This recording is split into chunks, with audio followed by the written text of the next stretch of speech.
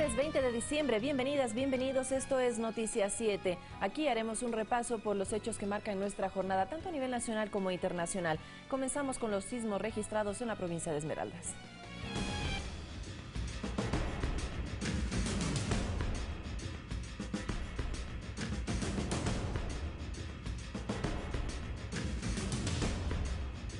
Tres personas fallecieron y 47 resultaron heridas luego de que se registrara un sismo de 5.8 grados en la escala de Richter en Atacames, provincia de Esmeraldas. Además, se produjeron más de 30 réplicas de magnitudes menores en la misma zona. Aquí los detalles.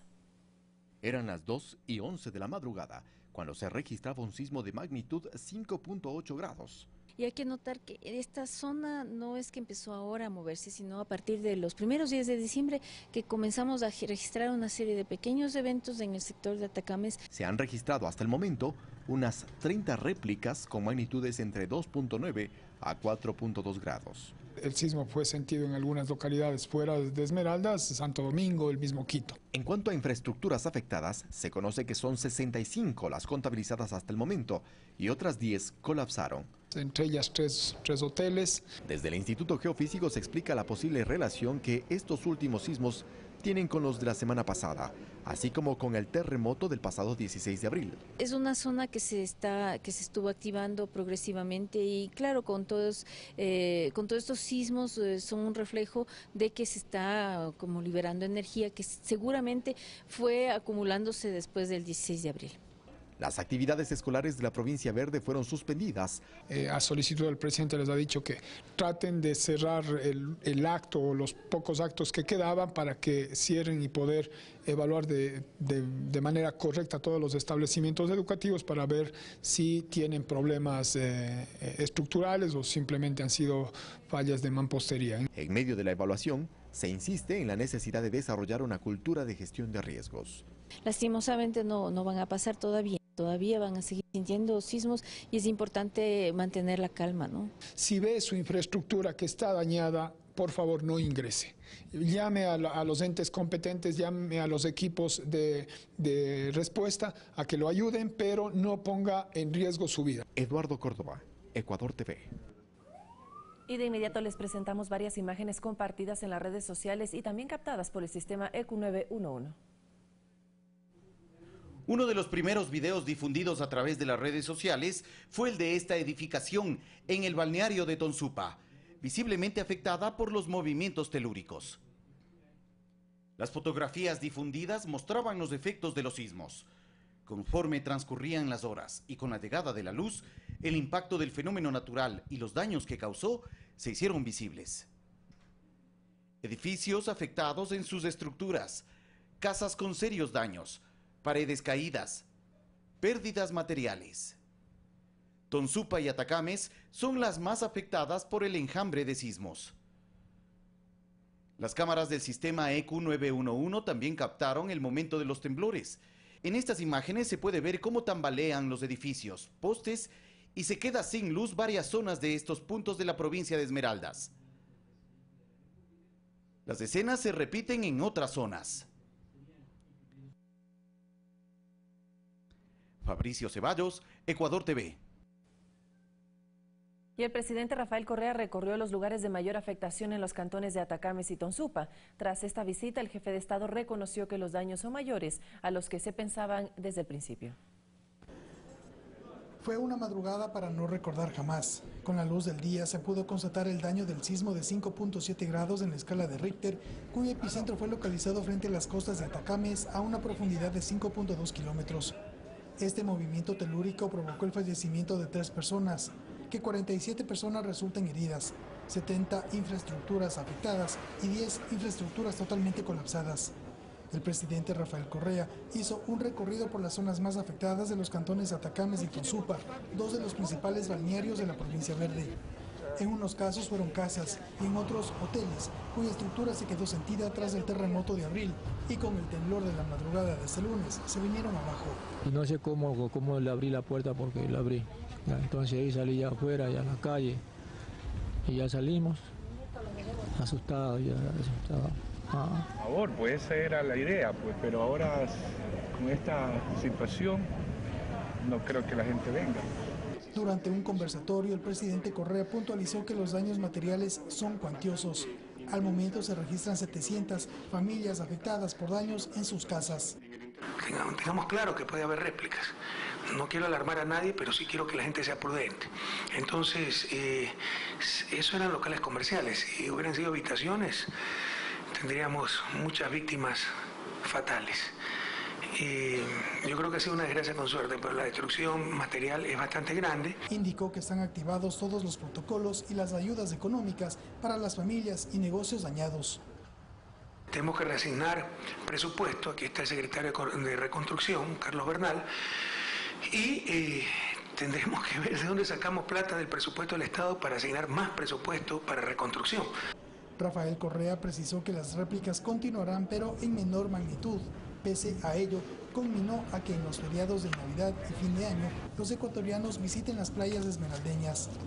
La mejor forma de ayudar es que vengan a Tonsupa, a Suba, a Atacames, a las playas de Esmeraldas. Al final del conversatorio, el jefe de Estado confirmó que las actividades académicas en Esmeraldas seguirán suspendidas y que las mismas se retomarán el 3 de enero del 2017. Desarrollar una cultura de prevención es determinante para minimizar los riesgos. Enseguida le presentamos las recomendaciones a tomar en cuenta antes, durante y después de un temblor. En el caso de un movimiento sísmico, cada miembro de la familia debe tener claro cómo responder. En primera instancia, la calma es vital. Y paralelamente, es necesario entender la situación de posibles riesgos en la jurisdicción territorial en la que vive. Identificar siempre, ¿no?, dentro de nuestros domicilios, los puntos seguros, las rutas de evacuación. Y otros detalles importantes a tomar en cuenta antes de un sismo. Determine los objetos que puedan convertirse en un peligro: cuadros, espejos, lámparas. Conozca dónde y cómo cerrar el paso de la electricidad, el gas y el agua potable. Mantenga una reserva de alimentos no perecibles y agua potable para al menos 3 días. Tenga listo un kit de emergencia que debe tener: una radio portátil, linterna con pilas, botiquín de primeros auxilios, copia de los documentos personales y un pito. Los simulacros ayudan a fortalecer una cultura de prevención y respuesta durante un sismo. Ahí destacamos, entre otros: mantenga la calma y transmítala a los demás miembros de la familia. Colóquese en un lugar seguro. Aléjese de las ventanas y de los objetos que puedan caerse. Cúbrase la cabeza con sus brazos y espere a que pase el movimiento para salir de su vivienda. Si es un edificio, no utilice los ascensores. Y finalmente, si enfrenta un terremoto y queda atrapado en los escombros, recuerde: no encienda fuego. Trate de no moverse ni levantar polvo. Dé golpes en la pared para que los rescatistas puedan encontrarlo. Grite solo como último recurso, ya que al hacerlo podría tragar cantidades peligrosas de polvo. Si la luz se corta, use linternas de batería. No use velas ni fósforos, ya que pueden haber fugas de gas. Finalmente, inspeccione su hogar para ver si hay daños estructurales. Existe una institucionalidad e infraestructura instaladas a nivel nacional. El servicio ECU y su número de emergencia 911 se encuentra disponible las 24 horas del día, todos los días. Eduardo Córdoba, Ecuador TV. Y ponga mucha atención porque todavía se registran réplicas del sismo de ayer en la madrugada. Vamos a ver a continuación la cuenta del Instituto Geofísico de la Escuela Politécnica Nacional, que nos indica que se registró un reciente sismo de 4.8 grados en la escala de Richter a las 5:49 de este día martes. El epicentro, Esmeraldas, en la provincia de Esmeraldas, con una profundidad de 12.38 kilómetros. Es la información que tenemos en este momento. La recomendación que le hacemos, amigas y amigos, es mantener la calma y estar pendiente de la información oficial y, por supuesto, tener listos sus planes de prevención, sus planes de contingencia, tanto familiares como institucionales. Vamos a revisar otros temas. El ministro coordinador de Seguridad, César Navas, visitó Carlos de Limón, parroquia de San Juan Bosco. Luego de los incidentes registrados en Morona, Santiago, la comunidad regresó a sus actividades cotidianas. Una de las localidades afectadas por la irrupción de grupos violentos en Morona es la que se ubica en la parroquia San Carlos de Limón. A 20 minutos en helicóptero desde el centro de San Juan Bosco se encuentra la parroquia San Carlos de Limón, hasta donde llegamos el día de hoy y en donde la población está tratando de retomar sus actividades cotidianas gracias a la presencia de fuerza pública, tanto Ejército como Policía Nacional. De ello por mí, el grupo nuestro, hemos retirado a nuestras familias porque que no haya el susto, todo eso no, porque aquí había gente desconocida. Los pobladores nos relataron lo que han soportado en los últimos 2 meses. Ahí había ciertas malas informaciones de ellos, amenazas. Comenzaron a saquearse las cosas así de los vecinos. Incluso la vivienda de uno de los colonos, que servía como bodega de material mineral, fue incendiada. Como costo físico, un metro de esto vale cerca de $150. Si aquí tenemos 1000 metros, tenemos 150.000. Si teníamos 300 metros, $300.000. Los teníamos aquí porque tenemos un campamento bastante cercano y este era el sitio de acopio, pero sobre todo porque queríamos arrendarle casas a la gente de aquí para que haga un dinero. Denunciaron que a las mujeres se les quería obligar a cocinar para ellos. Luego a mí me dijeron que yo debería cocinar. A mí no me gustó, aunque soy pobre, oiga, pero yo no puedo hacerme cómplices de las cosas robadas. Ahora han podido regresar a sus hogares gracias a la permanente presencia de policía y fuerzas armadas.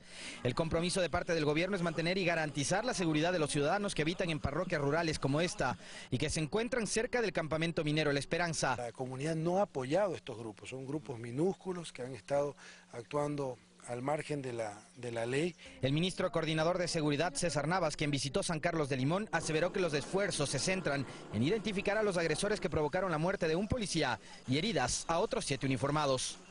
Existen ya acciones directas a través de los fiscales pertinentes y hay un proceso judicial, ¿no? En San Juan Bosco, con imágenes de Edwin Cobos, Doña Costa y José Luis Rodríguez, Alexis Moncayo, Ecuador TV.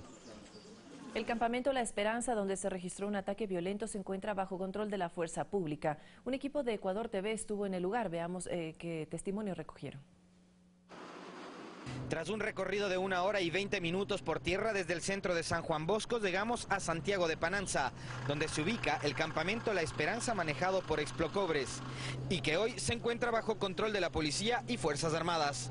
El personal aquí militar y policial fue golpeado por personales, se podría decir, subversivos. Las medidas de seguridad son estrictas debido a los actos de violencia ocurridos durante la semana pasada, pues en este lugar ocurrieron los enfrentamientos que cobraron la vida de un policía. Nosotros estamos aquí hasta que se normalicen las actividades y estamos esperando alguna disposición del comando. La presencia de la fuerza pública ha ayudado a mantener en orden las cosas, aunque la mina no esté en operaciones. Por su seguridad, el personal tiene prohibido ingresar a laborar. En la actualidad el campamento está con una seguridad superior en línea de cumbre, tenemos personal militar, tenemos en los puntos de aproximación, en los puntos rojos, tenemos personal policial. En los poblados cercanos hay presencia de las fuerzas del orden, pero no se puede hablar de la militarización de la zona, pues lejos de lo que se difunde en redes sociales, esto es para garantizar la seguridad ciudadana. O sea, se están realizando acciones legales en trabajo conjunto con Fiscalía para esclarecer la situación nada más. De militarizar o realizar incursiones ya al extremo, eso está negado.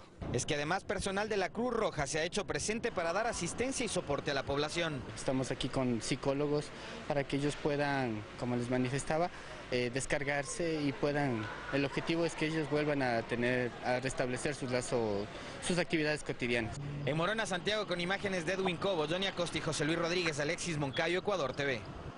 El presidente Rafael Correa se refirió a la retención de 11 militares por parte de la comunidad de Sarayacu. Los uniformados navegaban por el río Bobonaza cuando fueron detenidos. Aquí tengo el propio, ¿qué será? Facebook, de Sarayacu, la comunidad en la provincia de Pastaza, defensora de la selva, ratificando que capturaron 12 soldados, 11 soldados desarmados que salían francos y que no quisieron esperar el helicóptero. ¿Pero qué derecho tienen a eso? De acuerdo a ellos, su derecho es esto. Hoy, lunes 19 de diciembre, circulaban de una manera inusual por la ribera del pueblo de Sarayacu en el río Bobonaza un grupo de 11 militares sin antes haber consultado al pueblo. Esto es inconstitucional. La Constitución del Ecuador garantiza la libre movilidad en el territorio ecuatoriano. Pero esta gente quiere tener una república independiente. Y esto defiende cierta prensa corrupta, como está defendiendo el caso de los Shuar, que ya no es irresponsable, es canallesco. Es canallesco, como lo que están haciendo ciertos opositores. Nos matan un policía, el subteniente, gravemente herido, tiene destrozado el cráneo. Le atravesaron el casco y el camión con una bala de arma larga, de fusil, no carabinas, nada. Estamos hablando ya de gente criminal. Pero hay que apoyar a los Shuar contra el malvado gobierno que está defendiendo una transnacional china. estamos defendiendo la verdad, el Estado de Derecho, la propiedad pública y privada, la vida. Pero así es el odio, ¿no? Para ver si le ganan a Correa, y supónganse que me ganen a mí, ¿qué país van a recibir pues, con estas locuras que están imponiendo? Entonces, estos señores se jactan de que los han capturado porque estaban navegando en el río Bogonaza sin antes haber consultado al pueblo. O sea, ustedes tienen que navegar por el río Bogonaza pidiendo permisos a los arayacos. Eso es inconstitucional, ilegal, atenta a los derechos humanos. Pero esto es lo que aplaude mucha gente. Activistas ambientales realizaron un plantón en la Plaza de la Independencia, centro de Quito, donde rechazaron la exploración minera del proyecto San Carlos Pananza en la provincia de Morona, Santiago. Mientras el gobierno nacional explicó que es un espacio legal y que se realizó el respectivo proceso de socialización. Como es habitual en este tipo de protestas, el opositor al gobierno nacional, Alberto Acosta, estuvo presente. En el plantón ninguno de los participantes era de la nacionalidad shuar, sino activistas y voceros de la autodenominada Asamblea de los Pueblos del Sur. Para sumarnos desde Quito, desde las ciudades, a la resistencia de los pueblos indígenas. Acosta argumentó que se oponen a lo que consideran una violación al mandato minero. Se atropelló el mandato minero, todo en función de atender las demandas de las grandes empresas mineras y sin dar paso a consultas previas, libres, informadas. El ministro de Minería, Javier Córdoba, explica que se cumplió con el debido proceso de socialización. Cuando hay estos grupos violentos, ellos se escudan en el sentido de decir que no han sido socializados. Si han sido, los proyectos son socializados, tienen que ser socializados incluso como parte fundamental y habilitante de las licencias ambientales. Una idea que han manejado recientemente quienes se oponen a este proceso de exploración es que se trata de terrenos ancestrales y que se busca imponer una política extractivista. Por culpa del presidente de la República, él es el principal responsable, él está empeñado en imponer la megaminería. El ministro Córdoba lo desmiente aclarando que los terrenos del proyecto San Carlos Pananza fueron invadidos hace 10 años formando asentamientos ilegales. En el año 2006 hubo una invasión ilegal, porque fue una invasión a terrenos privados, se invadieron los terrenos, se quemó el campamento, se realiza un desalojo, porque era una invasión de terrenos privados, recién ahí la empresa logra volver a ingresar. Y que frente a esta realidad se revelan las intenciones que están detrás de las violentas reacciones que derivaron en la muerte de un policía. Detrás de esto hay actividades y hay grupos violentos, hay grupos políticos opositores, el prefecto de la provincia, igual que muchos activistas ambientalistas que se mueven alrededor de todos estos proyectos, no solamente aquí, alrededor de Mirador, alrededor de Fruta del Norte, etc. Esta protesta de gente que no corresponde a los pueblos y nacionalidades involucrados recibió también la respuesta ciudadana de quienes argumentan respaldar las políticas del gobierno nacional. César García, Ecuador TV. En Guayaquil, un grupo de candidatos asambleístas por Alianza País realizó la tarde de ayer una marcha que avanzó por la avenida 9 de octubre. Con camisetas blancas y carteles elevaron un pedido de paz y rechazaron los hechos violentos ocurridos en Morona, Santiago. A la iniciativa de los aspirantes por las 4 circunscripciones de Guayas se sumaron ciudadanos y funcionarios.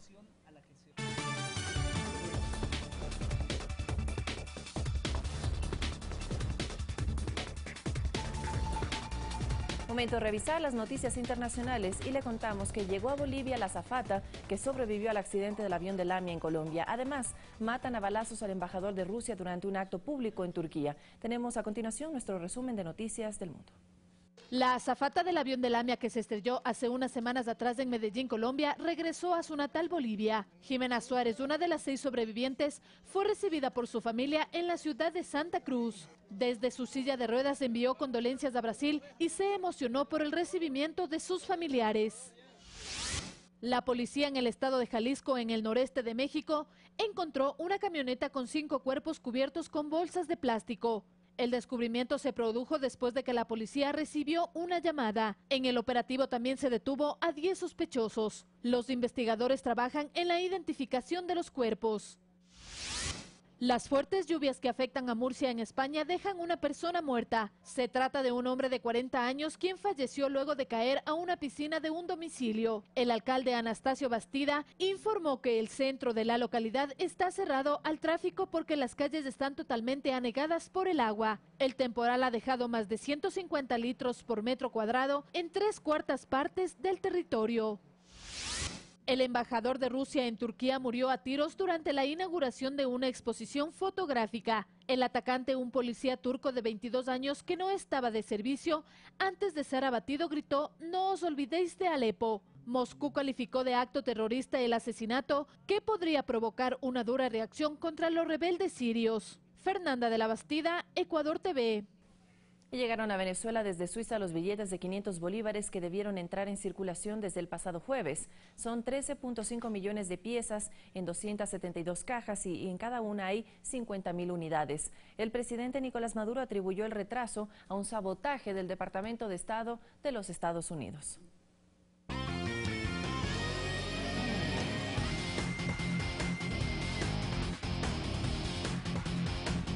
6 de la mañana con 50 minutos y finalizaron los principales campeonatos de fútbol mundial. Aquí en Ecuador TV le mostramos los resultados con Diego Valencia. Muchísimas gracias, Vanessa. Un abrazo para ti y para todos. Bienvenidos a la información deportiva a esta hora en Noticias 7. Vamos a revisar algunos de los campeones a nivel internacional. Porque, por ejemplo, en el fútbol de Centroamérica, para ser más exactos, en El Salvador, adivinen quién quedó campeón. Sí, señores, Sebastián El Loco Abreu, con más de 20 camisetas a su haber, consiguió este fin de semana levantar el trofeo.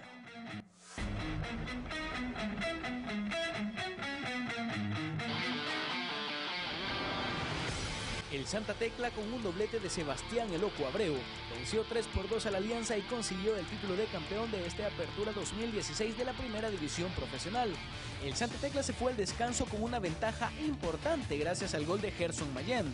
Mayén apareció en el área chica sin marca y logró puntear el esférico para marcar el 1-0 justo antes del término del primer tiempo.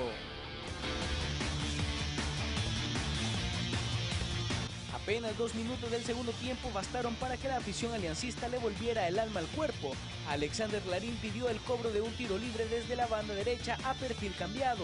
Todo el mundo esperaba un centro, pero Larín levantó la cabeza y vio el ángulo superior izquierdo de la meta tecleña. Ahí apuntó y ahí la mandó.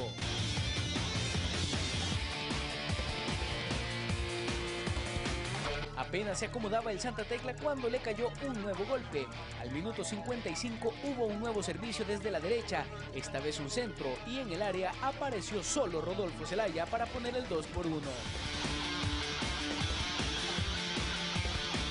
Los tecleños no se dieron por vencidos y su gran figura con el dorsal número 22 apareció para colocar el 2-2 a falta de 12 minutos para que el partido finalizara.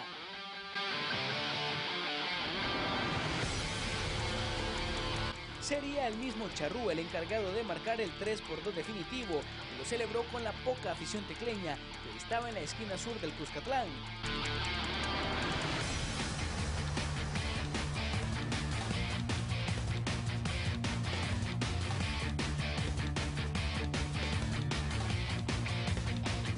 Esto fue todo, suficiente para que el Santa Tecla celebrara su segundo título de la Primera División.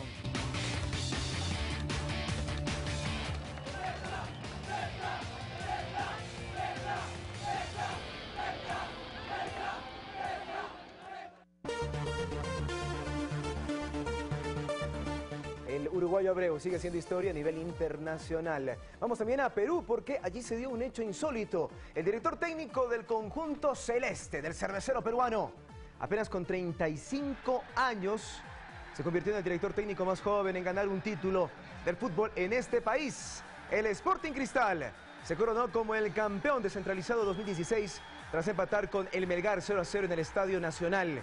Gol marcado en el partido de ida permitió que los celestes sumen un título más.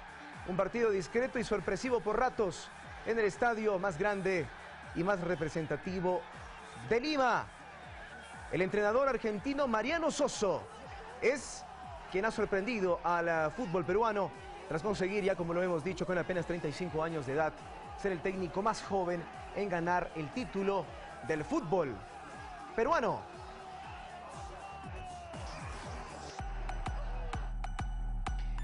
En la fecha 22 ante Aucas levantamos la copa que nos entregó la Estrella 15.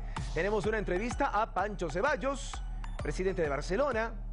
En esta edición viene gratis además un póster y un álbum de cromos de Barcelona Sporting Club. Valor por cada ejemplar apenas $3. Busca los códigos QR, escanéalos con tu celular y mira entrevistas completas en nuestro canal de YouTube. Síguenos en Twitter, Instagram, YouTube y Facebook como @revista BSC. ¿Qué esperas para comprar la revista oficial de Barcelona? Y también el mercado de pases se empieza a mover cada vez con mayor preponderancia en el fútbol ecuatoriano.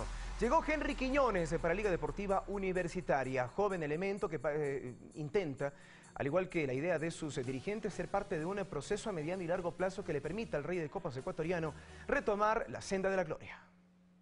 Llegar a esta gran institución para mí es un gran anhelo, porque saber que vengo de un equipo donde no se ve mucho, no soy un jugador muy reconocido, se puede decir que es una expectativa muy grande para las condiciones que puedo dar en un equipo tan grande como Liga, pero la cuestión es que yo vengo con muchas ganas de triunfar, creo mucho en mis condiciones, en lo que puedo dar y en lo que le puedo aportar a Liga de Quito. Me he desempeñado de central por izquierda, en línea de 3 también por izquierda, de carrilero y marcador izquierdo. Para hacer el primer fichaje hay mucha expectativa por ese lado, entonces yo vengo a dar todo, a no defraudar a nadie, por un lado a mí mismo en primer lugar, entonces voy a tratar de dar todo en ese sentido. El técnico Gustavo Munúa, dentro de las opciones que teníamos, se decidió por Salaverry por varios aspectos, porque conoce el medio, porque está jugando en la altura en Bogotá, porque de la columna vertebral que está armando y que necesita gente de experiencia, el que esté Alex Bolaños, un ex compañero de él, y que se conozcan, eso también ayuda mucho. En cuanto a la parte personal y profesional, tenemos muy buenas referencias de Horacio. Él ha aceptado y lógicamente ha tratado de salir de buena forma de Santa Fe, siendo campeones, yendo a un torneo internacional. Sin embargo, el reto de estar en Liga ha sido muy atractivo. Esperamos que se sume juntamente al resto de refuerzos y que podamos, sobre todas las cosas, armar un equipo competitivo, empezando por una defensa sólida y bueno, que estén ya acá a disposición del entrenador para los trabajos de pretemporada. 6 de la mañana con 56 minutos. El caso de Henry Quiñones, que está proveniente del Manta. Segundo de los casos de Ronnie Carrillo, del América, que ascendió de segunda división a primera B en el fútbol ecuatoriano. Edison Carcelén y Alex Bolaños de Sociedad Deportiva Aucas, y el uruguayo Horacio Salaverry, ex Aucas también en su momento, pero que ahora proviene del Independiente de Santa Fe. Hasta aquí la lista de los hasta ahora refuerzos del equipo de Liga de Quito. Vamos a cambiar de tema y nos vamos hasta Guayaquil, porque en Emelec se anuncia que el New York City, me refiero al club de la Major League Soccer, será el encargado de la reinauguración, de la presentación del equipo de Emelec. Reinauguración respectivamente del Estadio Capuel y de la presentación de Emelec en la temporada 2017 para ser el rival del conjunto eléctrico en la explosión azul. El New York City de Andrea Pirlo será parte de este combinado, de este equipo, del que también forman parte el español David Villa. Así lo confirmó el equipo millonario mediante boletín de prensa, indicando que este encuentro amistoso junto a la reinauguración del escenario deportivo se desarrollarán el próximo 8 de febrero, en buena hora, por Emelec y este invitado especial para la explosión azul del próximo febrero 8. Este fin de semana en el Carmen, provincia de Manabí, se realizó la gran final del 4x4. Por supuesto, intensas emociones. La participación de expertos pilotos y sus máquinas hicieron del deleite de un público que adora este estilo de automovilismo. Este domingo se realizó en Manabí la final de finales en el Campeonato Nacional de 4x4, la misma que reunió a los 36 mejores pilotos de la costa, sierra y oriente. Como Ministerio de Deporte, pues tenemos en mente activar en cada uno de los cantones deportes de aventura. Por ejemplo, 24 de mayo, Santana, esa área es propicia para el tema de parapentes, lo que es Puerto López, deporte de aventura, surf. El deporte de tuercas, como muchos lo conocen, está lleno de adrenalina y aventura, un escenario que en la actualidad es practicado por hombres y mujeres. La final de este año la ganó el manabita Luis Carranza. Es uno de los deportes más acudidos después del fútbol en público, asimismo Invito a las autoridades que sigan apoyando, que no desmayen, que es un bonito deporte y más que todo que mantengan a los jóvenes ocupados fuera de cualquier vicio. Todos los logros y las tristezas, derrotas y alegrías siempre van llenándonos de experiencia. Alcanzar el triunfo creo que es la expectativa que todos tenemos. Hoy vestido de copiloto, todavía no puede manejar el carro, pero una experiencia realmente maravillosa. Los competidores recorrieron 3 mangas para conseguir el campeonato. Los aficionados a este deporte asistieron desde todos los rincones del país. Yo vengo siguiendo este deporte hace unos 8 años porque a mi esposo le encanta venir, entonces por eso vengo. Porque es un deporte que no es muy común, además que es nuevo y llama la atención y deberían de venir porque es divertido. Que el deporte tuerca, como lo llamamos, es un deporte que tiene mucha adrenalina, nos gusta a todos. Y ustedes la cantidad de gente que hay acá, porque la gasolina, el rugir de los motores nos atrae. Desde el Carmen, con imágenes de Elías González, Kerly García, Ecuador TV. Excelente la nota de Kerly García, le enviamos un abrazo a nuestra compañera en Manabí. Con esto nos despedimos, no sin antes decirles que viene a continuación Pensamiento Crítico. Una pausa y regresamos con más Deportes en una hora. Hasta entonces.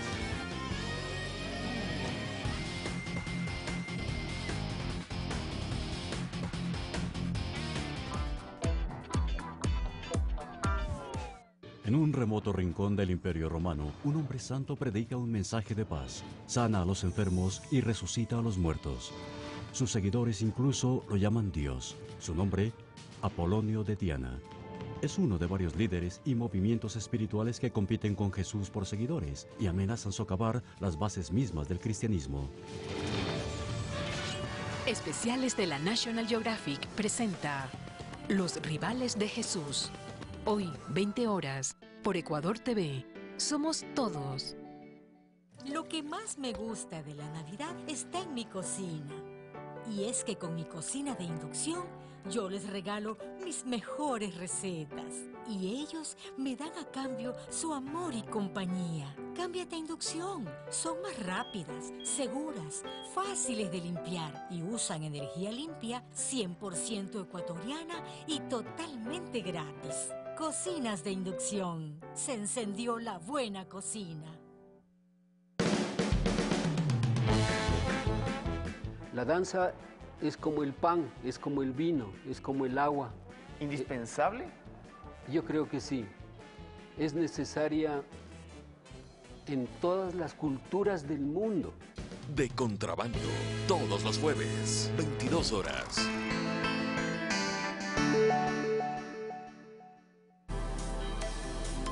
Las Voces de la Semana busca responder a las demandas de información de nuestro público. Un resumen de lo más destacado de la pantalla de Ecuador TV. Los esperamos. Las Voces de la Semana, sábado, 22 horas 30.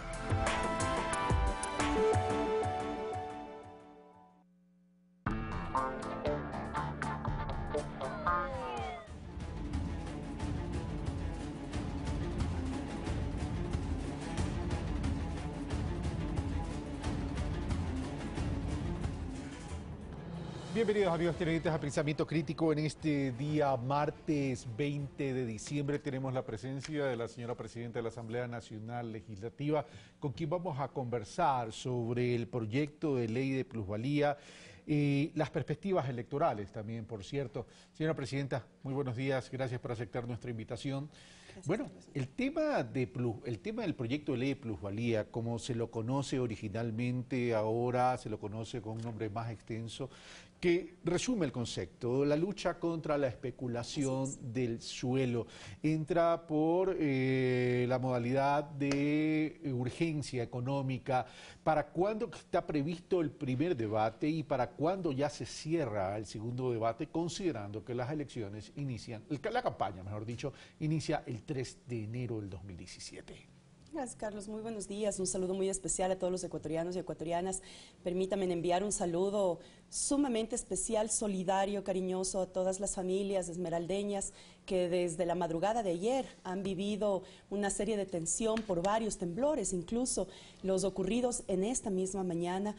Toda nuestra solidaridad y, como siempre lo hemos dicho, la mejor forma de apoyar es compartir ir, disfrutar, consumir de la gastronomía, de la hotelería. Hay muchas plazas que están totalmente dispuestas para recibir a los turistas, así que es la mejor forma en la que podemos aportar realmente a la reactivación de la economía de Esmeraldas, nuestro abrazo solidario realmente por todos los hechos vividos.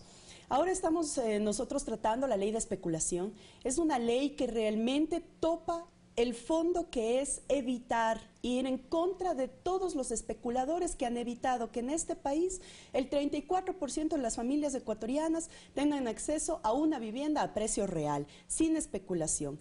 Pero aún más, yo, Carlos, si quiero dar algunos datos para que la ciudadanía pueda saber que esta ley o la ley de plusvalía existe desde 1970 y que por toda compra de un bien inmueble se paga actualmente el 7.5%, sin excepciones, sin tablas, sin diferenciación. El 7.5% se paga actualmente dentro de la ley de plusvalía.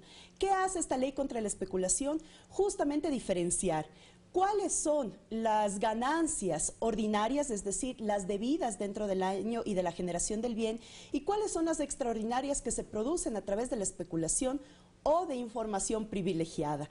Y lo que tenemos en nuestro país es que muchísimos municipios han otorgado información privilegiada a ciertos sectores económicos del país que compran terrenos a precio de nada. En 5 años se construye la mega carretera, la mega obra, y quintuplican su costo.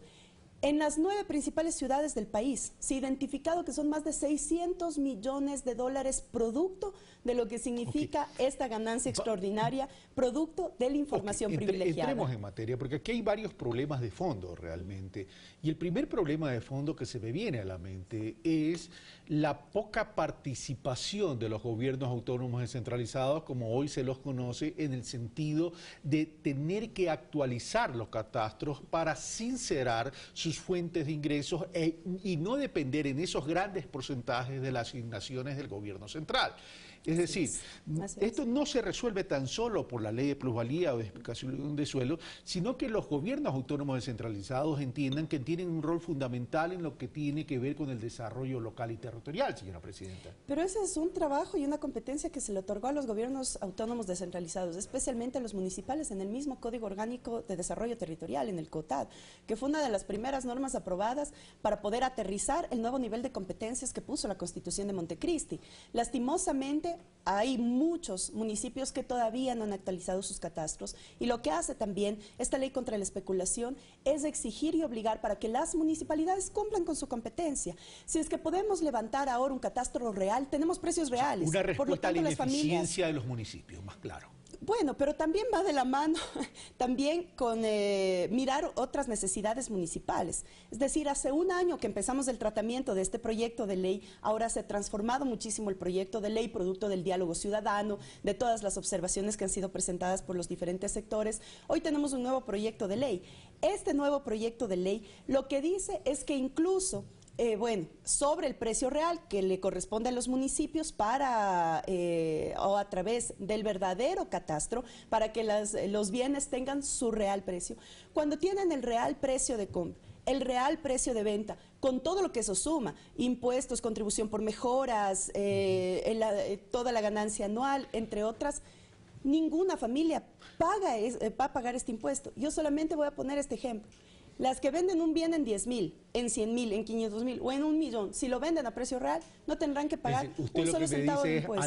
Al gran porcentaje de la población no se le ve afectado. Quien se tiene que preocupar de esto son los grandes especuladores de la tierra. Pero de pronto, comunicacionalmente, si bien el texto del proyecto o el proyecto en sí tiene un objetivo noble en el sentido de evitar la especulación del suelo a efectos de permitir el acceso a la tierra y al suelo de aquellos que hoy por hoy con la especulación no pueden tener y que protege mucho a la clase media, cuando se pone la cifra o el porcentaje 75%, de pronto está enviando un mensaje completamente equivocado, porque a la hora del cálculo real en términos de cálculo efectivo, de tasa efectiva, no termina siendo el 75%. ¿Ahí no hay una falla estratégica y puntual en el proyecto? Yo creo que hay que informar, y en eso tenemos toda la razón. Hemos pasado más de un año debatiendo este proyecto de ley. Sin embargo, hay que informar adecuadamente cuáles son las bases y las excepciones que hoy pone el proyecto de ley.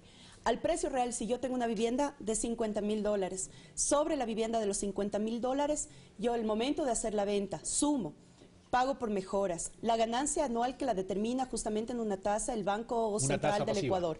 La ganancia anual, si es que hubo mejoras, es decir, si es que yo contribuí para que mi bien tenga mejoras y ya la casa no vale 50, sino cuesta 80.000 a los 5 o 6 años de haberla adquirido.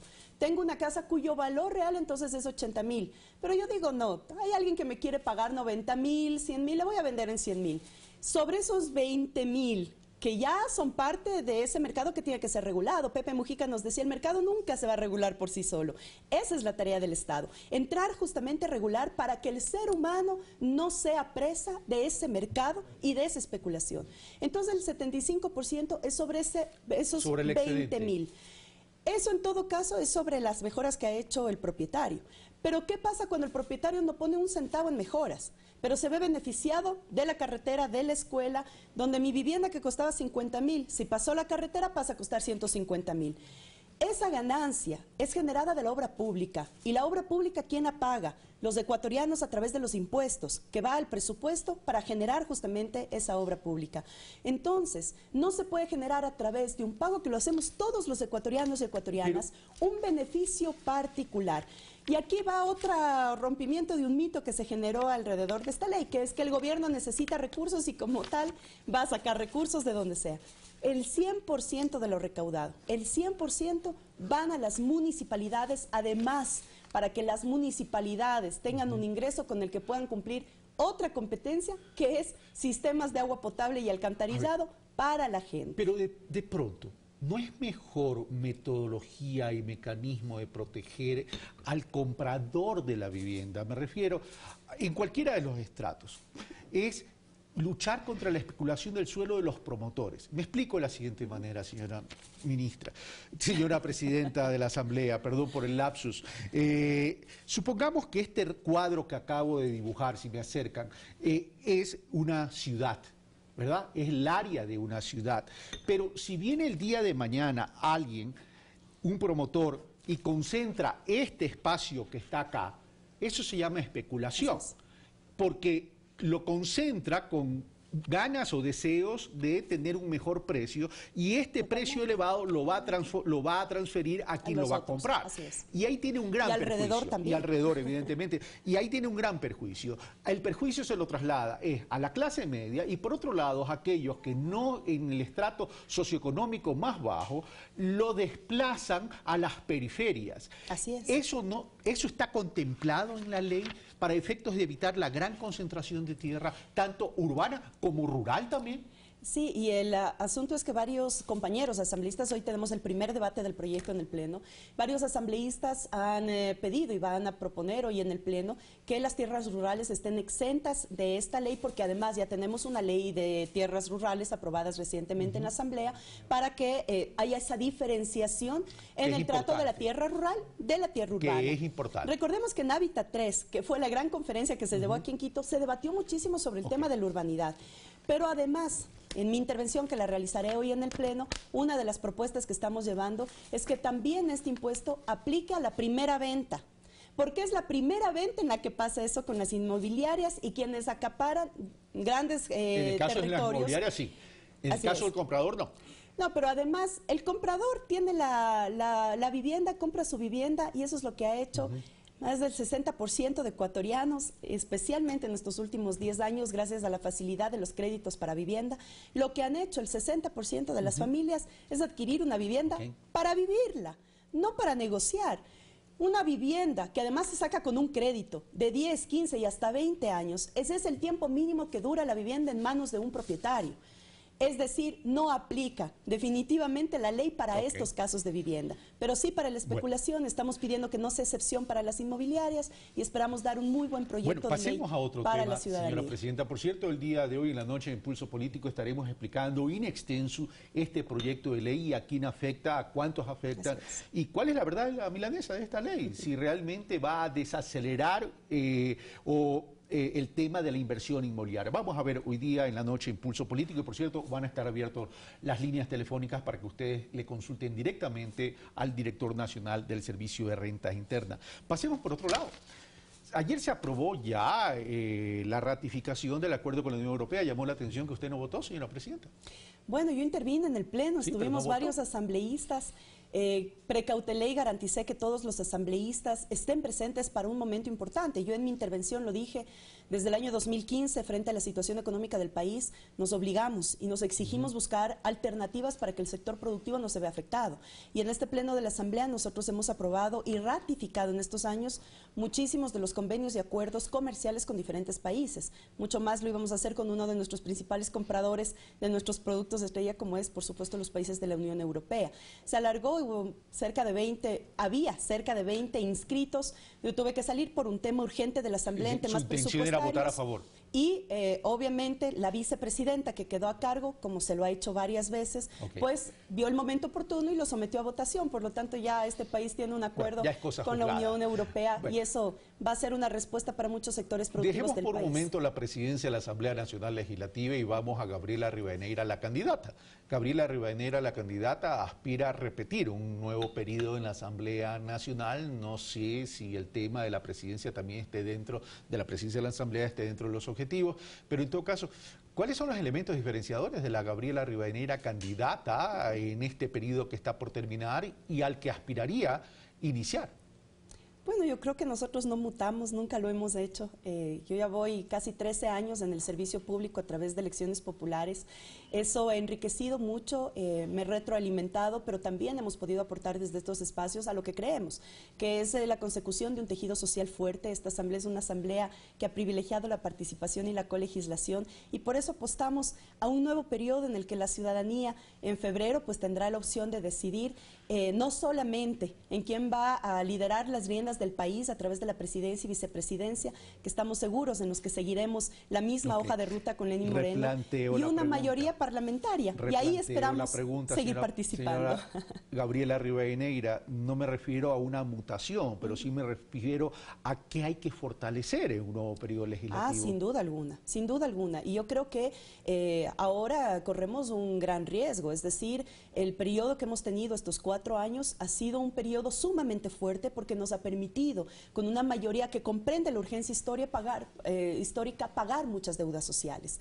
Ha sido un periodo en el que hemos profundizado el proceso de transformación de la patria y hemos reconocido derechos a quienes han sido excluidos de la historia de esta patria, como las amas de casa, los trabajadores. Hoy que estamos tratando temas importantes también sobre el tema de la justicia y la redistribución.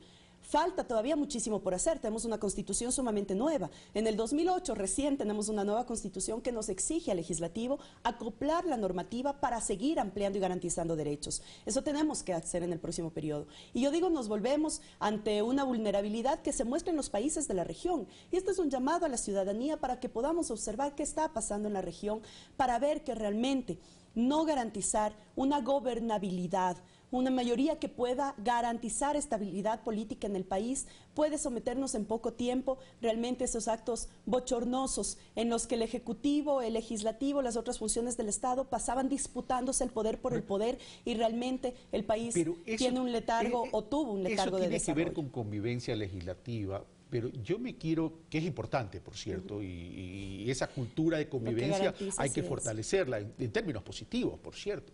Pero yo me refiero en términos de proyectos importantes, porque, por ejemplo, es obvio y evidente que la economía mundial está desacelerándose, que está sufriendo grandes impactos y el Ecuador no es un país aislado. Entonces, todo eso llega. Y a mí lo que me preocupa es las tendencias de endeudamiento de los países, no solo del Ecuador, de los países, en relación a la necesidad que el sector privado invierta. Porque en la medida que el sector privado no invierte, los países van a tener que seguirse endeudando y el problema no son los niveles de endeudamiento, porque alguien me podrá decir Estados Unidos tiene por el 100% en relación al Producto Interno Bruto. Eso no es así. El tema, lo que hay que medir, mejor dicho, sí es así, pero lo que hay que medir es la capacidad de pago de los países, porque ese flujo poco a poco nos va a ir estrangulando o nos pudiese ir estrangulando. En ese sentido, ¿qué tienen previsto? Lo que dices, Carlos, es fundamental, porque además no puede el desarrollo valerse únicamente del Estado. Cuando hay la necesidad de seguir fortaleciendo un pacto que lo hemos empezado durante estos años, pero que tiene que tener una corresponsabilidad de las partes, y me refiero al sector privado, me refiero a la sociedad y me refiero también a las responsabilidades del Estado. Sin duda alguna, en estos años y las políticas y la legislación que hemos generado para fortalecer ciertos sectores de la producción ha visto grandes beneficios en el sector privado. Ahora necesitamos que ese sector privado también aporte con garantía laboral, estabilidad, con el cambio de la matriz productiva, con transformar nuestra materia prima. Eso tenemos que seguirlo fortaleciendo el siguiente periodo. El siguiente periodo tenemos que pensar en ese gran pacto entre el Estado, el sector privado y la sociedad con sus corresponsabilidades. Pero además vienen también grandes debates. Tenemos que avanzar hacia la Ley Integral de Seguridad Social.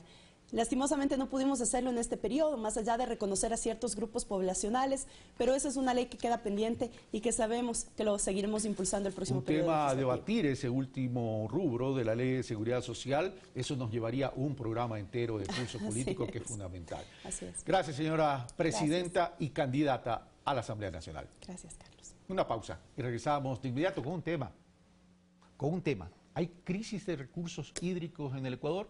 Yo diría que no solo en Ecuador, en el mundo entero. Venimos de inmediato.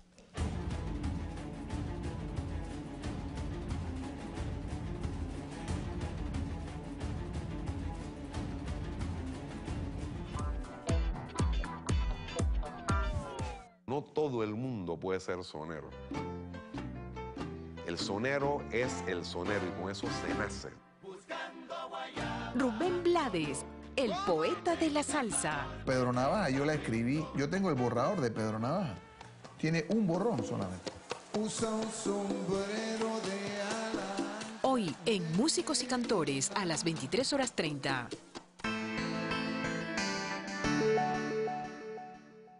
Acá uno no se puede relajar, la gente va ganando 2 o 3-0 y quiere que siga. Es un equipo grande, no hay vuelta que darle. El hombre que se convirtió en un ídolo. En el ídolo. Una entrevista con Quito Díaz. El elegido. Este jueves 20 horas. Barcelona, revista oficial, llega con la 15. La edición de este mes incluye el álbum oficial de Barcelona Sporting Club y un póster exclusivo del campeón 2016. Además, los partidos rumbo a la Estrella 15. Entrevistas con José Francisco Ceballos y Alfaro Moreno, los gestores del triunfo. Y testimonios de los guerreros del 2016 que nos llevaron a levantar la copa. No te quedes sin tu revista oficial Barcelona de este mes, a tan solo $3. Búscala en tu punto de venta más cercano. Manual de supervivencia para la Navidad. Llama a toda la familia para organizar la cena. Aprovecha para invitar a los parientes lejanos que casi nunca ves. Haz la lista de regalos. Ojo, que aquí la intención es lo que cuenta. Y no te olvides de donar ropa, juguetes y comida para los más necesitados. Es tiempo de ayudar.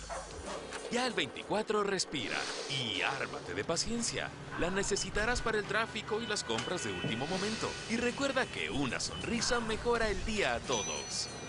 Ahora sí, estás preparado para pasarla muy bien. Ecuador TV. ¡Felices fiestas! Seu Yu King está a punto de morir. Después de todo, solo quieren muerto. Este muchacho. ¿Qué tonterías dices? Seré yo. ¿Quién va a aniquilarlo? El príncipe Xu Yang conspira contra el rey. ¿Y qué ha decidido hacer con el príncipe Ampion? Si queda libre, seguirá apoyando a su majestad en la toma de decisiones. La princesa y el general, de lunes a viernes, 18:30.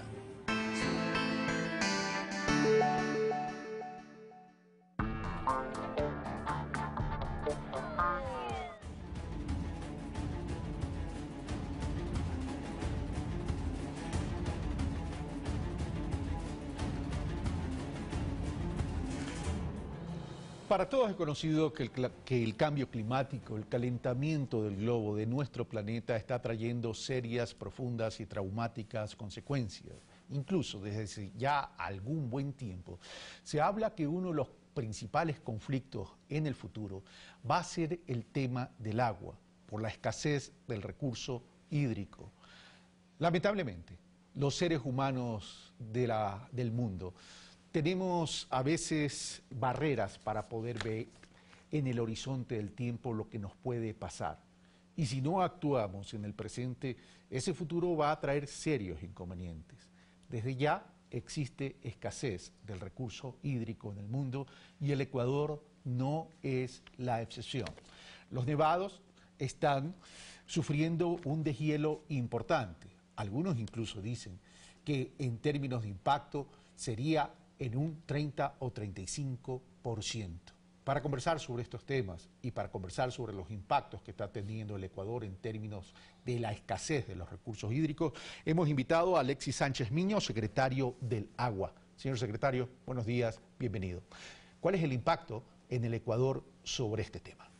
Bueno, muchísimas gracias, un placer poder conversar con usted y con la ciudadanía. Bueno, efectivamente usted lo ha manifestado bien, son consecuencias del cambio climático.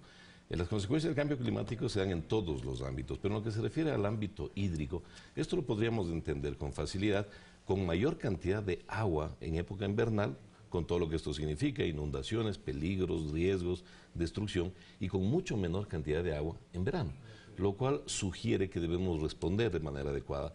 Pero la respuesta que nosotros buscamos en Ecuador, en Senagua, desde la planificación del gobierno de la Revolución Ciudadana, no se refiere a una respuesta de emergencia, es decir, atender luego de una inundación en función de lo que ha sucedido, sino más bien es una respuesta estratégica de adaptación al cambio climático. Nosotros en Ecuador podemos decir somos un país privilegiado en recursos hídricos. Sin embargo, la distribución del recurso es necesario que la hagamos de manera oportuna, planificada y obviamente responder a estas consecuencias del cambio climático desde la perspectiva de construcción de mega infraestructura, por un lado, lo cual es muy importante, pero también tenemos que aportar mucho en el cambio cultural. La nueva cultura del agua, cómo los ciudadanos respondemos frente a una necesidad mundial, porque esta estrategia debe ser planetaria, no solo nacional. Ya que usted dice que debería ser planetaria, ubiquémonos en la región. Se habla que Latinoamérica tiene entre el 45 y el 50% de recursos hídricos del planeta, por tanto termina siendo una región de carácter estratégico. Pero lo cierto es que cada día llueve menos en relación a intensidades del pasado, y eso significa problemas de sequía en momentos importantes, o a veces tenemos otro tipo de inconveniente con las inundaciones, pero para efectos de emprender trabajos preventivos, estratégicos, el tema no pasa también por recuperar los bosques, la reforestación en el país, porque con esta desforestación lo que estamos provocando es que baje mucha sedimentación a los ríos. Completamente de acuerdo. Efectivamente es así. Nosotros como país, decía hace un momento, somos un país privilegiado en recursos hídricos, tenemos 3 veces más la media mundial en potencial hídrico. Sin embargo, obviamente, por ejemplo, en Ecuador tenemos más agua en la Amazonía, donde menos población tenemos, y tenemos zonas deficitarias, especialmente en la costa, las provincias de Manabí, en el Austro, y también en el Oro, en la Sierra, Loja, etcétera. Es decir, tenemos muchos sitios en donde hay un déficit hídrico permanente, que tenemos que abordarlo con mucha seriedad. Decía, no es solamente un tema de construcción de infraestructura, es un tema de protección de nuestras cuencas hidrográficas, que es justamente a lo que usted se hacía referencia. Es decir, tenemos que sembrar el agua, proteger nuestros bosques, proteger nuestros páramos, que es precisamente donde se genera el agua.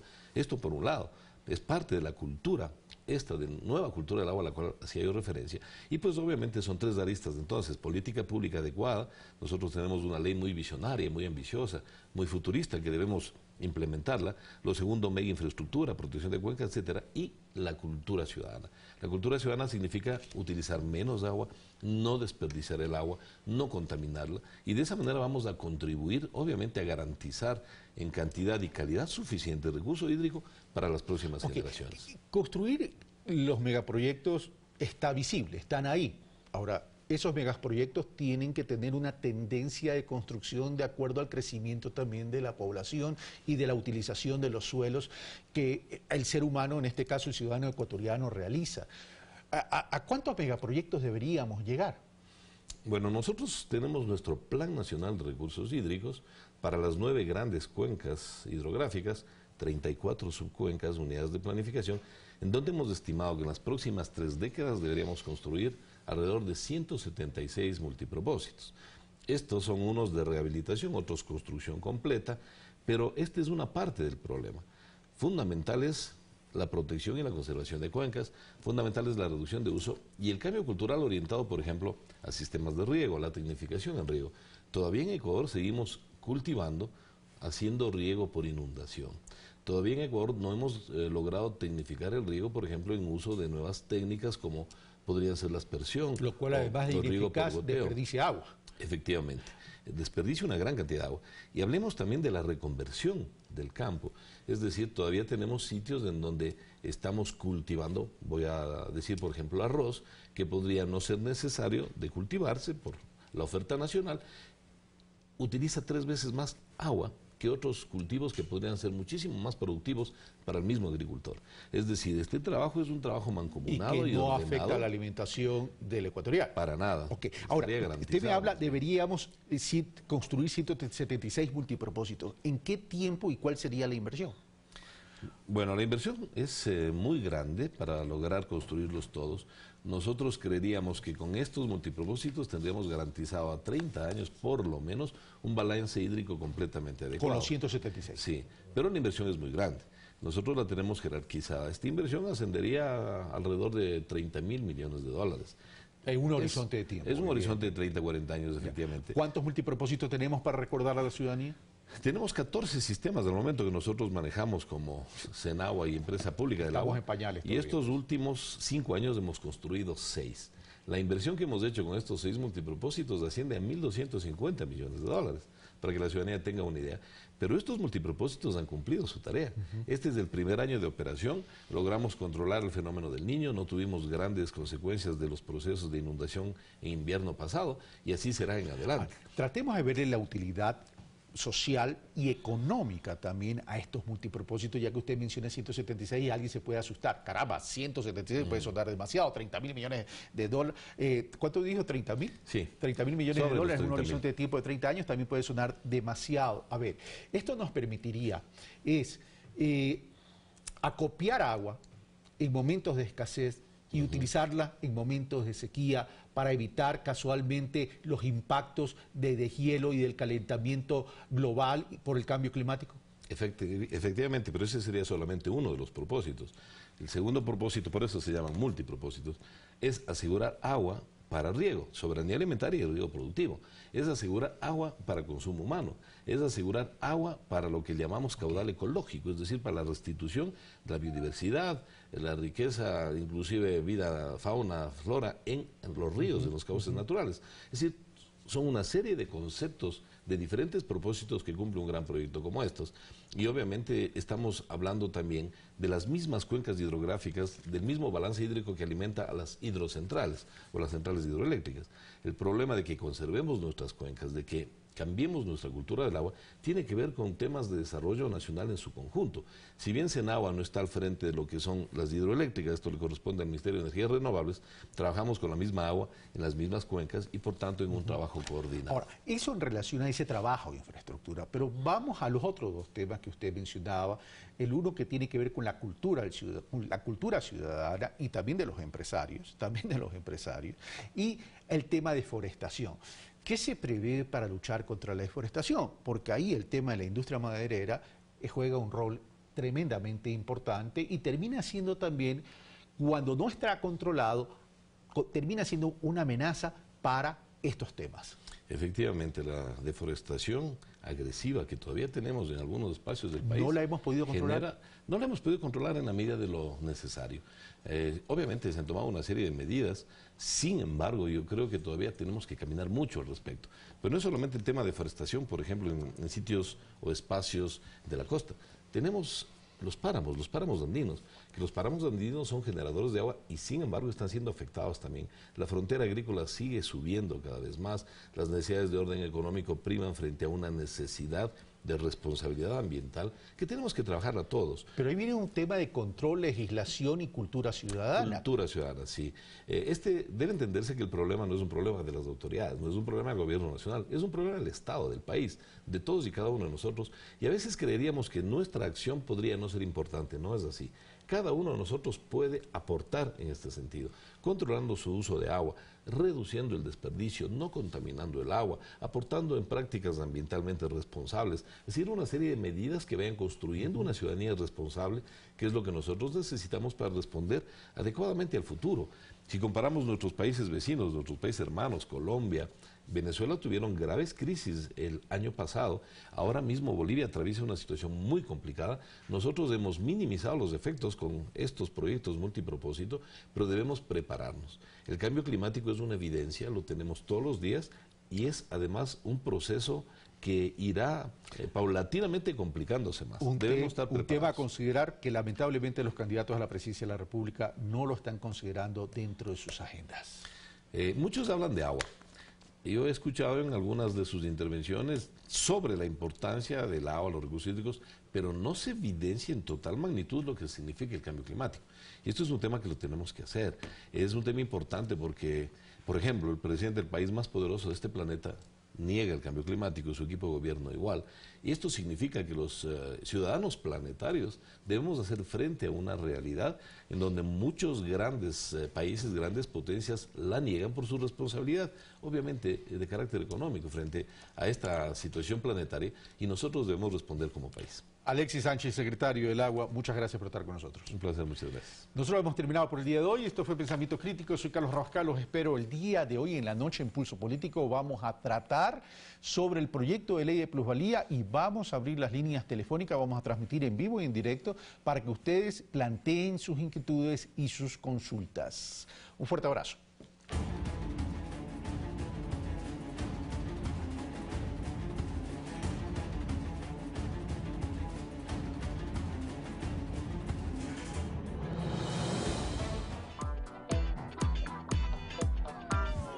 Barcelona, revista oficial, llega con la 15. La edición de este mes incluye el álbum oficial de Barcelona Sporting Club y un póster exclusivo del campeón 2016. Además, los partidos rumbo a la Estrella 15, entrevistas con José Francisco Ceballos y Alfaro Moreno, los gestores del triunfo, y testimonios de los guerreros del 2016 que nos llevaron a levantar la copa. No te quedes sin tu revista oficial Barcelona de este mes, a tan solo $3. Búscala en tu punto de venta más cercano. América Latina es un territorio en disputa. ¿Qué pasa en nuestro continente cuando gobierna el neoliberalismo, que se esconde detrás de la idea de ajustar el gasto público, de reducirlo?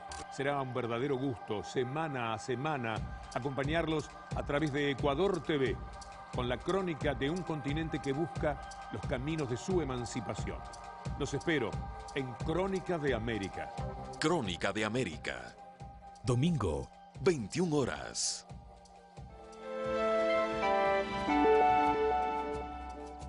Año terrible, 1999. Si no es plata que me he encontrado en la calle ni nadie me ha regalado, señor. Tuvimos alrededor de 16 bancos que se convirtieron en bancos rateros. Conoce la historia del mayor robo al bolsillo de los ecuatorianos. Los banqueros, cuando estaban abiertos, se concedieron autopréstamos a empresas de su propiedad. No hay ninguna posibilidad, ninguna idea de que ese feriado pueda producirse. El feriado bancario. Miércoles, 20 horas.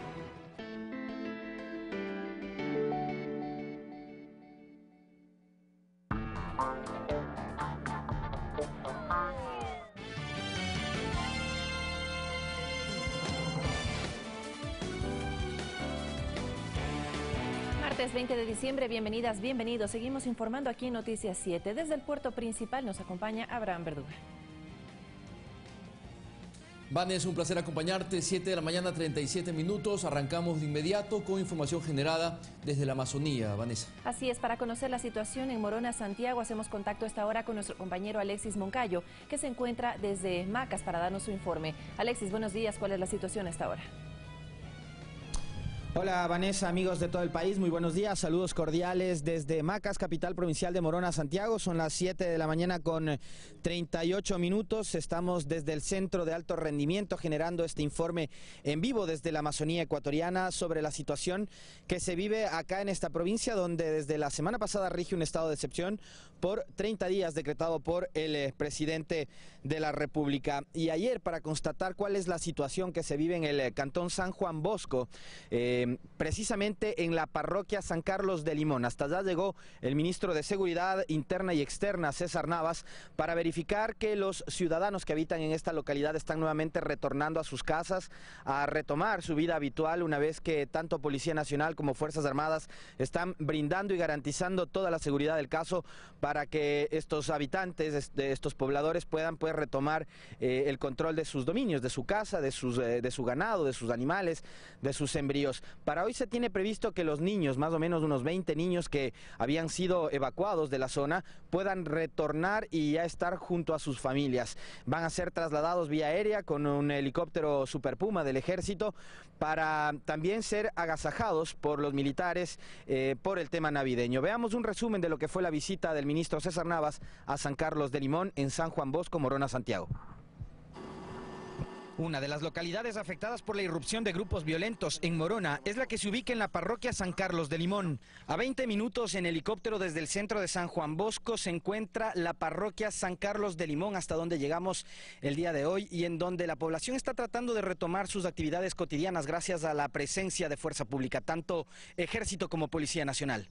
De ello por mí, el grupo nuestro, hemos retirado a nuestras familias por que no haya el susto, todo eso no, porque aquí había gente desconocida. Los pobladores nos relataron lo que han soportado en los últimos 2 meses. Ahí había ciertas malas informaciones de ellos, amenazas. Comenzaron a saquearse las cosas así de los vecinos. Incluso la vivienda de uno de los colonos, que servía como bodega de material mineral, fue incendiada. Como costo físico, un metro de esto vale cerca de $150. Si aquí tenemos 1000 metros, tenemos 150.000. Si tenemos 300 metros, $300.000. Los teníamos aquí porque tenemos un campamento bastante cercano y este era el sitio de acopio, pero sobre todo porque queríamos arrendarle casas a la gente de aquí para que haga un dinero. Denunciaron que a las mujeres se les quería obligar a cocinar para ellos. Luego a mí me dijeron que yo debería cocinar. A mí no me gustó, aunque soy pobre, oiga, pero yo no puedo hacerme cómplices de las cosas robadas. Ahora han podido regresar a sus hogares gracias a la permanente presencia de policía y fuerzas armadas. El compromiso de parte del gobierno es mantener y garantizar la seguridad de los ciudadanos que habitan en parroquias rurales como esta y que se encuentran cerca del campamento minero La Esperanza. La comunidad no ha apoyado estos grupos, son grupos minúsculos que han estado actuando al margen de la ley. El ministro coordinador de Seguridad, César Navas, quien visitó San Carlos de Limón, aseveró que los esfuerzos se centran en identificar a los agresores que provocaron la muerte de un policía y heridas a otros 7 uniformados. Existen ya acciones directas a través de los fiscales pertinentes y hay un proceso judicial, ¿no? En San Juan Bosco, con imágenes de Edwin Cobos, Doña Costa y José Luis Rodríguez, Alexis Moncayo, Ecuador TV. Y en horas de la tarde de ayer nosotros, gracias a la ayuda de los efectivos del Ejército ecuatoriano, nos trasladamos vía terrestre desde San Juan Bosco hasta la parroquia de Santiago de Pananza, donde se ubica el proyecto minero San Carlos de Pananza y el campamento La Esperanza, que es el lugar donde ocurrieron todos los hechos de violencia que dejaron como resultado un policía fallecido y otros 7 uniformados heridos. Nosotros pudimos llegar a este lugar y constatar que este campamento minero se encuentra ya bajo el control de la fuerza pública. Policía Nacional y Ejército están controlando la zona. En el lugar no hay trabajadores, están suspendidas las tareas en la mina, los trabajadores han sido prohibidos de ir a laborar a sus lugares de trabajo, pero el lugar está bajo el control de la Policía Nacional y del Ejército ecuatoriano. Veamos un resumen. Tras un recorrido de 1 hora y 20 minutos por tierra desde el centro de San Juan Bosco, llegamos a Santiago de Pananza, donde se ubica el campamento La Esperanza manejado por Explocobres y que hoy se encuentra bajo control de la policía y fuerzas armadas. El personal aquí militar y policial fue golpeado por personales se podría decir, subversivos. Las medidas de seguridad son estrictas debido a los actos de violencia ocurridos durante la semana pasada, pues en este lugar ocurrieron los enfrentamientos que cobraron la vida de un policía. Nosotros estamos aquí hasta que se normalicen las actividades y estamos esperando alguna disposición del comando. La presencia de la fuerza pública ha ayudado a mantener en orden las cosas, aunque la mina no esté en operaciones. Por su seguridad, el personal tiene prohibido ingresar a laborar. En la actualidad el campamento está con una seguridad superior en línea de cumbre, tenemos personal militar, tenemos en los puntos de aproximación, en los puntos rojos tenemos personal policial. En los poblados cercanos hay presencia de las fuerzas del orden, pero no se puede hablar de la militarización de la zona, pues lejos de lo que se difunde en redes sociales, esto es para garantizar la seguridad ciudadana. O sea, se están realizando acciones legales en trabajo conjunto con Fiscalía para esclarecer la situación nada más. De militarizar o realizar incursiones ya al extremo, eso está negado. Es que además personal de la Cruz Roja se ha hecho presente para dar asistencia y soporte a la población. Estamos aquí con psicólogos para que ellos puedan, como les manifestaba, descargarse y puedan, el objetivo es que ellos vuelvan a restablecer sus actividades cotidianas. En Morona, Santiago, con imágenes de Edwin Cobo, Johnny Acosta y José Luis Rodríguez, Alexis Moncayo, Ecuador TV. 7:44 en la mañana, les comentamos que el día de hoy van a estar presentes acá en Macas, Morona, Santiago, autoridades judiciales, el presidente del Consejo de la Judicatura, Gustavo Zalc, la ministra de Justicia, Lady Zúñiga, y el ministro del Interior, el doctor Diego Fuentes, van a hacerse presentes en la mesa de justicia. Esto se va a desarrollar a las 10:15 en las instalaciones del ECU 911 de acá, de Macas, Morona, Santiago. Nosotros terminamos aquí nuestro reporte y nos trasladamos hasta Guayaquil con nuestro compañero Abraham Verduga, quien tiene más información. Muy buenos días. Un buen día, Alexis, gracias. Estamos pendientes del desarrollo de la información. Vamos a cambiar de tema. La Asamblea Nacional aprobó la adhesión del Ecuador al acuerdo comercial multipartes con la Unión Europea. Se tiene previsto que el 1 de enero del año 2017, el 95% de la oferta exportable del país entre con cero impuestos a ese bloque. Con 97 votos afirmativos, el legislativo ratificó el acuerdo comercial suscrito en días pasados entre Ecuador y la Unión Europea. Con dicho acuerdo se evita que los productos ecuatorianos se encarezcan con la finalización de las salvaguardias arancelarias. Apenas se publique, estaremos con nuestros productos en 28 países, 513 millones de nuevos posibles compradores. En más de 4 horas de debate, los asambleístas expusieron los beneficios. Son 2.565 partidas arancelarias las negociadas. El 69% de estas entrarían en vigencia con cero arancel ya desde el próximo 1 de enero. Legisladores de oposición, como es Luis Fernando Torres del Partido Social Cristiano, respaldaron la ratificación. Gana el Ecuador al abrirse una nueva frontera para los productores de nuestro país. Mientras que Patricio Donoso del movimiento Creo apoyó la firma del acuerdo, pero con ciertos reparos. Más vale tarde que nunca y vamos a votar a favor por convicción. Para el ministro de Comercio Exterior, Juan Carlos Casinelli, el tiempo que nuestro país estuvo fuera del acuerdo firmado hace 3 años por Colombia y Perú permitió fortalecer las capacidades competitivas y así obtener mejores condiciones frente a las dos naciones. El Ecuador de diciembre del 2016 no es igual al Ecuador del 2009, del 2010. Hoy hay carreteras para sacar los productos, hay puertos, hay aeropuertos competitivos, tenemos energía eléctrica para también hacer el cambio de la matriz productiva. La presidenta de la Comisión de Desarrollo Económico, Soledad Buendía, aseguró que el documento suscrito tiene mecanismos para defender la producción nacional, como es el caso de las salvaguardias agrícolas. Para proteger nuestros productos agrícolas. En el tema hay una salvaguarda de balanza de pagos que podemos ponerla también. Mientras que la titular del Legislativo, Gabriela Rivadeneira, sostuvo que este acuerdo comercial beneficia el desarrollo de los ecuatorianos y del país en general. Jamás se ha rechazado diálogo con ningún país que quiera implementar acuerdos comerciales con el nuestro. Ahora, por supuesto, con una política de dignidad y soberanía. La Asamblea Nacional enviará al Ejecutivo la resolución tomada este lunes y será el presidente Rafael Correa quien en los próximos días ordene su publicación en el registro oficial. Rodrigo Galvez, Ecuador TV. 2 carteras de Estado tienen nuevos titulares. Se trata de Patricio Rivera y de Diego Martínez. Los cambios se realizaron en el área económica.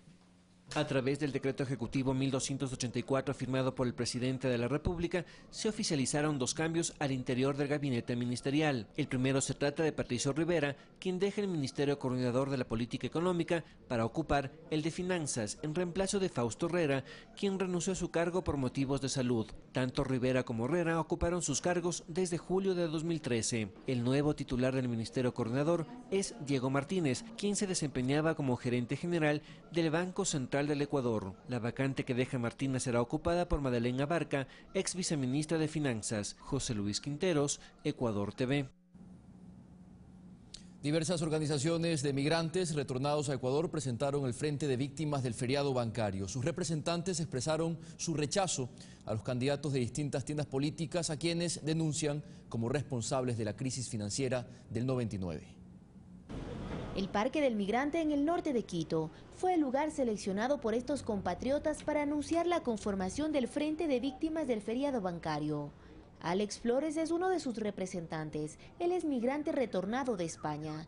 Pide a la ciudadanía no olvidar la crisis bancaria de 1999 y así evitar que un episodio igual al considerado como la peor crisis económica se vuelva a repetir en nuestro país. Existen varios candidatos de aquel entonces responsables de ese feriado bancario y que actualmente continúan pretendiendo llegar al poder. Marco Guerrero es presidente de la Plataforma de Movilidad. Cuenta que a través de esta agrupación se trasladará al gobierno las necesidades de su colectivo. De igual forma también cuestiona el accionar de varios candidatos a la presidencia de la República. Nos comienzan a buscar y a tratar de engañar porque hay elecciones. No, ciudadanía ecuatoriana, no nos dejemos convencer. Dicen que alrededor de 70.000 personas que fueron perjudicadas con la incautación de sus ahorros o que lo perdieron todo a causa del feriado bancario han retornado al país. Por ello solicitan a las autoridades se juzgue a los presuntos responsables. Mauricio Pozo, el economista, que ahora es candidato a vicepresidente de doña Cintia Viteri, Guillermo Lazo y Yamil Maguad. El frente está conformado por varias organizaciones a nivel nacional. Como parte de su agenda de trabajo, este martes tienen previsto reunirse con autoridades de la Vicepresidencia de la República para presentar sus proyectos y requerimientos. Olga Velasco, Ecuador TV.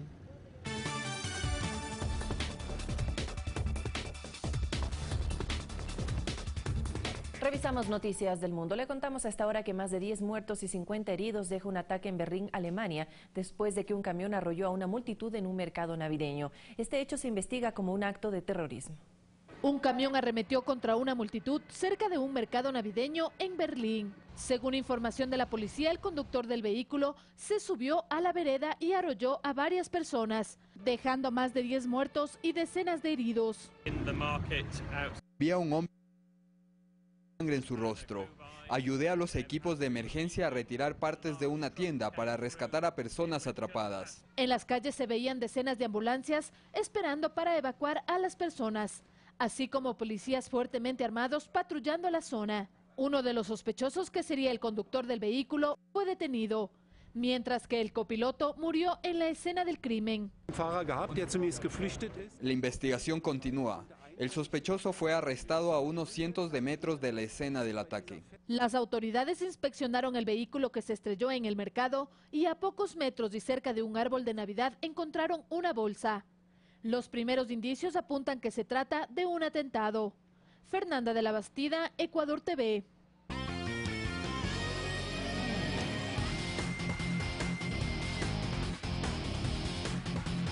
Siete de la mañana, 51 minutos, es momento de los deportes. Diego Valencia con nosotros. Gracias, Abraham, buenos días y un abrazo para ti y para todos. Bienvenidos nuevamente a la información deportiva y vamos a revisar varias disciplinas que se están dando alrededor del mundo y por supuesto en nuestro país no es decepción, porque regresa una nueva versión del Rally Dakar para el 2017 y espera por el piloto ecuatoriano Sebastián Guayasamín, quien por tercera ocasión participará en este que es el rally más importante del mundo, que a propósito, por octava ocasión se realizará en Sudamérica entre Paraguay, Bolivia y Argentina. Tras intervenir en las ediciones del 2014 y el 2015, el corredor nacional competirá en la prueba más exigente para pilotos, equipos de abasto y organización, la misma que arrancará el próximo 1 de enero en Asunción del Paraguay y finalizará el 16 del mismo mes en Buenos Aires. Durante su primera participación en el rally, ya hace 3 años, Esto en el 2014. Guayasamín llegó entre la etapa cuarta y quinta, mientras que el año siguiente completó 5 etapas. El Rally Dakar, antes del 2014 y antes de llegar a Sudamérica, iniciaba cada noche del 31 de diciembre desde 1978 y se desarrollaba en el norte de África. Ahora se desarrolla al sur de nuestro continente y reúne a los más importantes exponentes de este estilo o de esta disciplina de automovilismo. ¿Qué dijo Sebastián Guayasamín? ¿Cuál es su promesa para la próxima carrera que iniciará el 1 de enero? Nos enteramos ahora. No sabemos con qué nos vamos a enfrentar, un poco haces escenarios, hemos revisado los mapas, ver la geografía, es difícil poder pronosticar para qué es lo que te vas a enfrentar. Esto es un dragón que no sabes por dónde te va a agarrar. Entonces, un poco la parte mental, estamos en la cámara hiperbárica, estamos entrenando en el teleférico a la altura. Con eso venimos a afrontar el tercer Dakar, que esperamos hacer un mejor papel todavía. Ahora tengo más herramientas, tengo más madurez, sabemos cuál es la estrategia que tenemos que tener para afrontar el Dakar y con eso nos vamos. Pues me vuelvo a subir al ring, me vuelvo a enfrentar a Mike Tyson y vamos a ver, ojalá esta vez no seamos nosotros los que les tumbamos. Controlar esa adrenalina, porque tú simplemente si todos los días arrancas derrapando la salida, ya estás con problemas de embrague, ya estás con problemas de llanta. Entonces es un tema de hacer el balance entre la ansiedad, la angustia, las ganas de correr y saber que esto es un viaje larguísimo. Felicidades y éxitos para Sebastián. Estaremos muy pendientes acerca del desarrollo de su carrera. Reiteramos que se desarrolla desde el próximo 1 de enero y en el que él por tercera ocasión va a participar. Vamos con información ahora de la categoría sub-20. Me refiero a la selección de esta categoría de fútbol de Ecuador, porque se está preparando ya para lo que será su debut desde el próximo 18 de enero. El campeonato que regresa al país tras 16 años de ausencia, me refiero al sudamericano de la categoría. Y la selección de Javier Rodríguez se ha reunido nuevamente en el inicio de esta semana para realizar las prácticas respectivas, las últimas ya del año, las últimas de este último microciclo.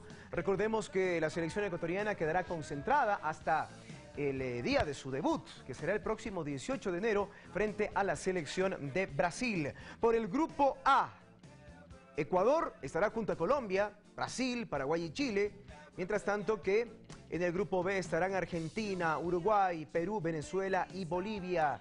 Las sedes, Ambato, Riobamba, La Tacunga, la zona central de nuestro país y por supuesto la capital de la República, donde se realizará la parte semifinal y final de este sudamericano. Las reacciones, el ánimo y por supuesto el compromiso de los jugadores y cuerpo técnico es lo que viene ahora. Estas han sido unas semanas muy duras de entrenamientos, trabajos físicos y creo que todos estamos trabajando al máximo para quedarse. Creo que ahorita estamos un grupo de 29 y a la final quedarse 23 y todos queremos conformar esa lista definitiva. Entonces creo que todos estamos trabajando al máximo, dando nuestro mayor esfuerzo y trabajando para la selección, que es nuestra prioridad. Este es un grupo ya formado de trayecto, de formación de los 98, entonces creo que los 97 que nos integramos recién, tratamos de aportar, dar nuestro granito de arena y aportar nuestro aporte para dar experiencia tal vez al grupo y mejorar, porque esto más que un equipo es una familia. En febrero cumplo 4 años en Colo-Colo, creo que he crecido como persona, como jugador, he madurado igual arte, entonces creo que me ha servido el salir en otros rumbos de acá del país. Como dueños de casa estamos motivados a hacer el equipo estrella. Creo que va a ser un factor importante nuestra gente, el apoyo de ellos. Creo que entre todos vamos a lograr clasificar al Mundial, que es nuestro sueño. Estamos en casa, vamos a defender nuestra casa, eso lo tenemos por seguro. A veces hacemos reuniones en grupo, conversamos eso, donde vamos a representar el país de la mejor manera.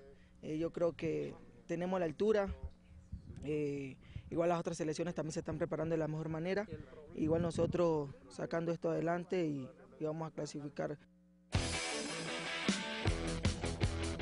Hay mucha confianza, sobre todo por parte del cuerpo técnico en el trabajo que se ha realizado con esta categoría sub-20, con la juventud y aquella experiencia que tiene varios elementos como los que ya hemos revisado en este momento. Vamos ahora a cambiar de tema, porque nos vamos a saber cómo se encuentra la planificación de la temporada 2017 para la selección femenina de fútbol. Su directora técnica, Vanessa Arauz, tiene lista una planificación para mantener la alta competencia de este grupo de chicas que hay que fortalecer y, por supuesto, continuar en un proceso que representan a nuestro país a nivel de selección ecuatoriana de fútbol femenina. Un censo a nivel nacional para identificar en qué edades las jugadoras de fútbol femenino están creciendo, tanto sea de 6 a 8, de 8 a 10, de 10 a 12, de 12 a 15 y en adelante. Esto nos va a beneficiar para nosotros tener una cifra exacta del progreso y desarrollo que va a tener el fútbol femenino en la actualidad y a futuro. Lo que es la sub-15 que va a lanzar Conmebol como un sudamericano sub-15, lo cual nos va a obligar como país a tener desarrollado una liga que permita a nosotros como cuerpo técnico captar jugadoras de la edad de 12, 13, 14 años para formar parte de esta selección. Entonces se viene un tiempo de reajuste en fútbol femenino en selección nacional.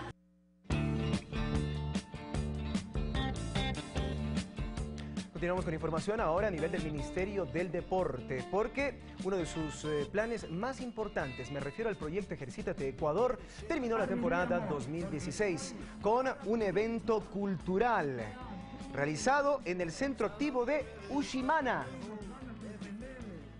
Y claro, con la presencia de aproximadamente 58.000 personas que han estado durante todo el año siendo parte de este plan Ejercítate Ecuador y con una inversión de $1.406.000.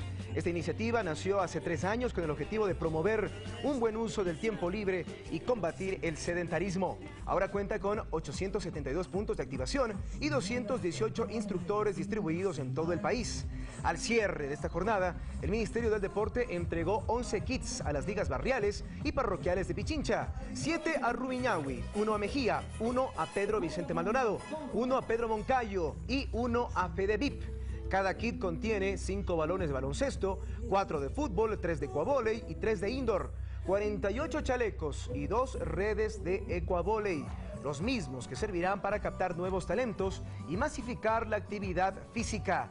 El Ministerio del Deporte invierte $465.000 en la entrega de kits para 450 ligas barriales y parroquiales a nivel nacional que benefician alrededor de 530.000 atletas en todo el Ecuador. Con esto nos despedimos con información deportiva y también con Noticias 7. Se viene Noticias en la Comunidad. Les deseo un día repleto de deportes y por supuesto la invitación para que a la 1 de la tarde volvamos para enterarnos más acerca de la información deportiva en el equipo. Un abrazo para todos y muy buenos días. Un abrazo, compañero, una excelente jornada para ti, Vane. Así despedimos, son las 8 de la mañana en punto y le damos paso de inmediato a la comunidad. Así es, y después volverá Noticias 7 a las 13 horas con 45 minutos. Excelente jornada para todas y para todos.